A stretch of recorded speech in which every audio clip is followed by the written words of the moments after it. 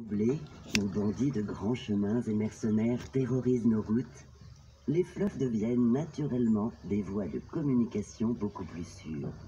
Les riverains de la Loire en prennent conscience, s'organisent, et de génération en génération, le transport de marchandises devient une seconde nature.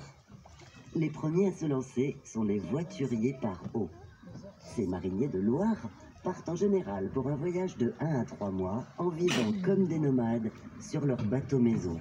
Beaucoup n'ont qu'une cabane en planche pour s'abriter, manger et dormir, ce qui ne les empêche pas d'être fiers de leur métier.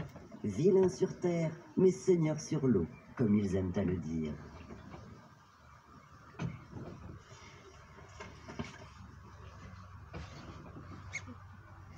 À cette époque, en Anjou, 223 bateaux officiels naviguent sur la Loire. Ils importent et exportent de nombreuses marchandises, principalement du vin, du sel, du chanvre, des céréales, des pommes, des épices, du café et du cacao, et surtout du sucre non raffiné qui arrive directement des îles via le port de Nantes pour être livré aux raffineries de Saumur et d'Angers.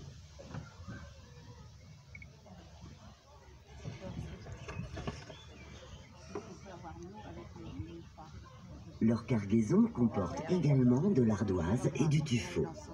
L'ardoise est produite de Trélazé à Segré, le tuffeau à Saumur.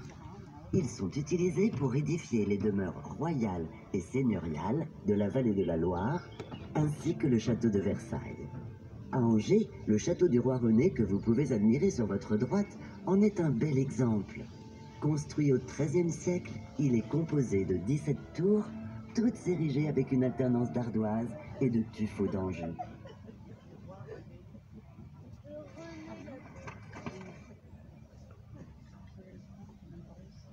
Le vin est, avec l'ardoise et le tuffeau, l'un des produits les plus exportés sur la Loire. Mais son transport est compliqué. Il s'évapore, craint la chaleur, et le gel abîme les fûts. Certains médisants accusent même les mariniers de boire une partie de la cargaison.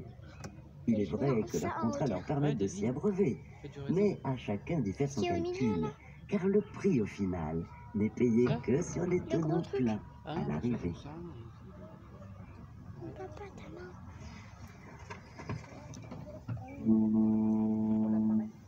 En parlant de payer, nous arrivons au bureau du péage. Profitons de l'absence du douanier pour passer discrètement. Et oui, sur la Loire, les péages sont très fréquents. Les droits de douane d'Ingrande, la porte de l'Anjou, sont d'ailleurs si élevés qu'ils rendent impossible le transport des vins bon marché. C'est l'une des raisons qui poussera les Angevins à produire des vins d'excellence.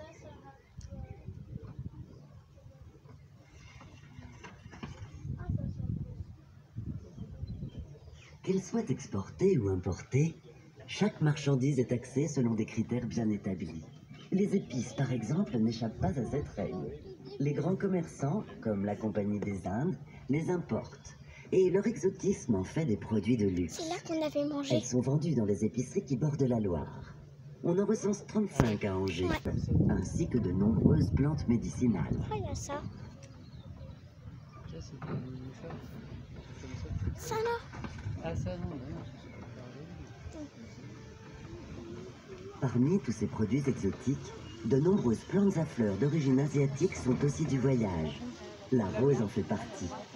Cultivée en Anjou depuis le XVe siècle, grâce à ce grand amoureux des plantes qu'était le roi René, sa production se développe au Vas-y, on ne voit pas dans la XVIIIe caméra. siècle sous l'égide du baron Ah, Foulon, si. qui crée, avec son jardinier Edmé Crespin-Châtenay, des pépinières royales à Douai-la-Fontaine. Où?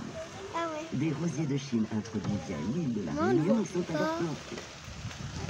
Ah si.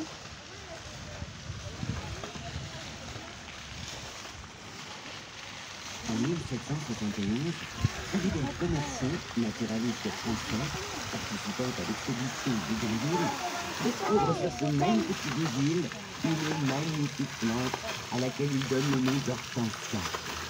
Introduite quelques années plus tard en Anjou, elle y trouve alors une terre et un climat propice à sa culture. Sa réputation est telle que les colporteurs fleurissent de l'oiseau viennent s'approvisionner de jolies plantes depuis les Alpes, afin de les vendre partout en Europe. oui, clairement, je peux te voir. Bah, sur le téléphone, c'est super facile. Bah oui, c'était pas, c'est pas possible. Je filme un peu mieux. Toutes sortes de végétaux sont ainsi acheminés par la Loire. Elle est jusque dans belle, nos regarde. villes. Quand on a fait. Les noix de coco, par exemple, Là. vont alimenter les importantes fabriques de Je filme, chapelets là. saumuroises qui utilisent la partie ligneuse de la noix pour entailler les grains. L'Anjou, à cette époque, produit la presque totalité des chapelets qui se vendent en France et à l'étranger. Mais papa, je filme. Je filme maman, Si tu l'on mets en ta reproduit tu mets ton remonte bras la devant, Loire, t'es bête ou quoi? d'autres la descendent. C'est pas moi. Le chanvre est de cela, cultivé dans les régions de Beaufort-en-Vallée, Chalonne Mais toi, et tu Montjean. mets ton Il bras est comme alors ça, utilisé j'étais en pour train la de fabrication filmer, des le rôle de vêtements, ton bras. des draps ou bien encore des Il y a célèbres une mouchoirs de four. Cholet. On Il a sert dit aussi la à la même confection chose, il y a des une four. cordages et des voiles. Deux grandes manufactures de toiles à voiles sont ainsi créées à Beaufort et à Il y a Anjou. une four. Elles fournissent, via le fleuve, les arsenaux militaires de Rochefort et de Brest. Parmi les végétaux les plus cultivés C'est en comme Anjou, ça. n'oublions pas les céréales, et plus particulièrement le blé. Alors très convoité, il est souvent exporté clandestinement. On raconte qu'au XVIIe Non. siècle, des commerçants flamands, apportant du lin à Ça. Nantes, avaient acheté pas moins de 4000 tonneaux de vin d'Anjou. Mais ils avaient aussi acheté secrètement du blé qu'ils cachèrent dans ces tonneaux. Pour pas Malheureusement péter la pour eux, vis. ils furent découverts Après, c'est et durent solide. abandonner cette riche cargaison. La terre d'Anjou est une terre d'exception, et tout ce qui y pousse est sujet à l'exportation. Les fèves, les Oh là là pois là. et les lentilles sont chargés sur des bateaux de mer. Ils servent pour la consommation journalière des marins ou pour l'Amérique et l'étranger. Le millet, le maïs, l'orge et le lin sont eux chargés sur les bateaux de Loire pour être transportés vers le bassin parisien. Les céréales ne sont pas les seuls aliments que transportent les gabins. On y trouve aussi des fruits. Le Parmi truc, il eux, est trempé. les pommes, et plus particulièrement les pommes tapées. Regarde. Préparées dans la commune de cause de Turcan, toi, dans le ça. Saumurois, ces pommes Ah, chauffées, ça pue. déshydratées et tapées à l'aide d'un marteau ont été imaginées spécialement pour les marins, et plus particulièrement ceux de la Loire. Privées d'eau, elles ne prennent que très peu de place, sont On légères voit tout et flou sur fournissent mon surtout truc de la maintenant. vitamine C pour éviter le scorbut. T'as pas une petite serviette ou un Durant truc? 2 siècles, les mariniers de Loire vont ainsi Bah non. prospérer. Ok. Et c'est toute une économie locale et régionale qui va fleurir sur les bords des rives du plus long fleuve de France.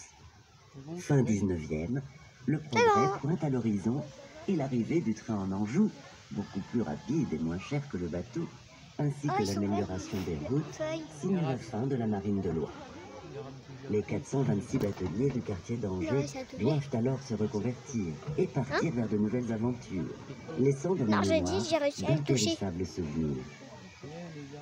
Tout au long de la Loire angevine avait autrefois une marine.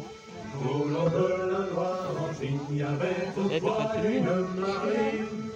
Qui avait bonne allure et bonne mine en tabliard. Chantons la Loire, les mariniers et les gabarres.